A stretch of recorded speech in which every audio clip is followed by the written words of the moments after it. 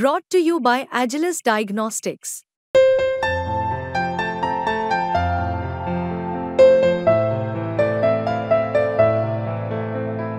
Agilus Diagnostics.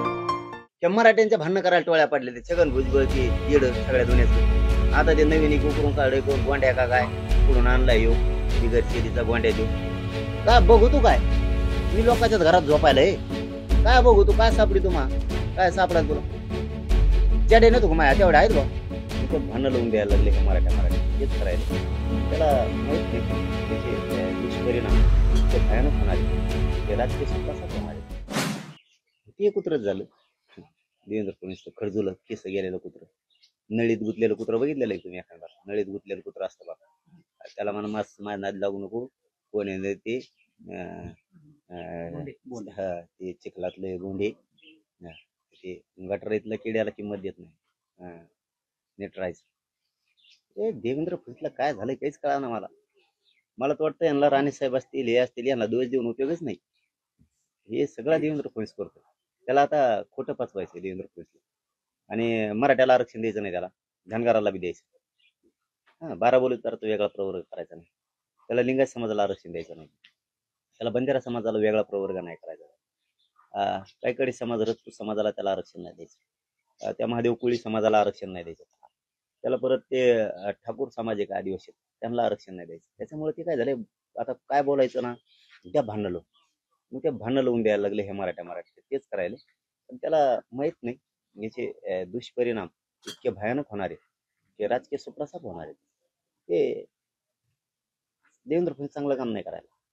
10% आरक्षण दिलं तेव्हा बोलायला नाही होता मराठ्यांनी याचा अर्थ असा होतो 10% मराठ्यांना मान्य नाही ते टिकणार नाही. मग तुम्ही 10%चा फायदा मराठ्यांना होऊ दिला नाही आणि ईडब्ल्यूएस रद्द करून तिथं मराठ्याचं वाटलं तुम्हीच केलं ईडब्ल्यूएस रद्द तुम्हीच केलं ते 10% देऊ तुम्ही ते 10% दिलं नसतं ईडब्ल्यूएस सुरू राहिलं असतं.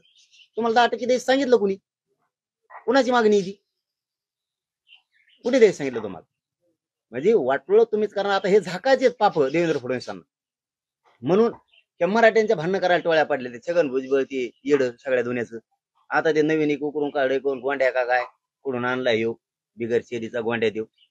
धनगराला तुम्ही सांगितलं होतं की पहिल्या कॅबिनेट मध्ये देऊ 10 वर्ष झालं धनगराकडे डुकून सुद्धा बघा ना यांना तसं मराठ्यांना फसवायचं पण मी असा निभार लागलो नाही यांना मॅनेज होत नाही. यांचं सगळ्यात मोठं दुखणं खरं ती मी यांना पैसे नाही फुटा नाही काय तू काय ते देवेंद्र फडणवीस आहे का त्यांनी घेतला सगळा दिदारा करून सगळ्या पक्षाचा आता ते डोळेच उघडे नाही वाटतं आता तर नावच घेणार आहे विधानसभेत बघतच आता आरक्षण द्यायचं सोडून दिलं आणि तिसऱ्याच चाळा नाही म्हणजे आमच्या आई बहिणीला आणलं तुमच्या आणलं असतं जे 25 पोळ्या खातो दुधात चुरून ज्याला दुःखच नाही त्याची बाजू तुम्ही वाटत म्हणजे मी गोरगरीब मोठा व्हावा म्हणून लढतो तुम्ही देवेंद्र फडणवीस मोठा व्हावा म्हणून लढता एवढा फरक मराठ्याला कळत नाही का 2 दिवसापासून भाजपमधला मराठा सुद्धा बी ठरलाय आता त्यांना म्हणजे 32 किलोमीटर रेंज आहे त्याची इकडे पैठणच्या धरणावर उतरत येत काय देण होता काय देण ठेवायला माझ्या ऊस नाही मग वावर नाही तर सरकी लावावं कुठं काय बघू तू काय मी लोकांच्याच घरात झोपायला